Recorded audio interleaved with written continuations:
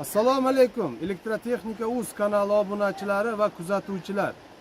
Barchangizga ma'lumki, mamlakatimiz bo'ylab hozir issiq havo hukmronlik qilmoqda. Bu issiq havoni elektrotexnik materiallarga qanday ta'siri bor?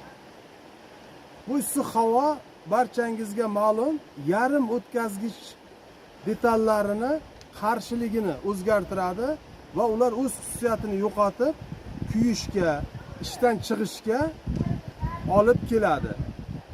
Keyingi videomiz mana shu haqida bo'ladi.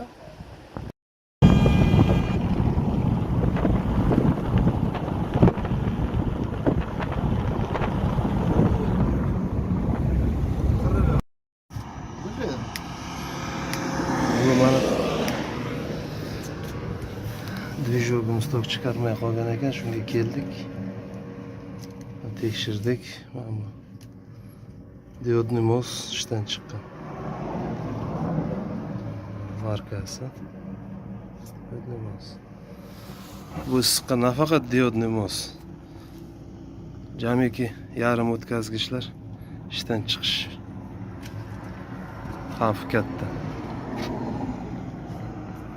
Shunga issiq haroratda yarim o'tkazgichlarni ko'p ishlatmaslik tavsiya qilinadi.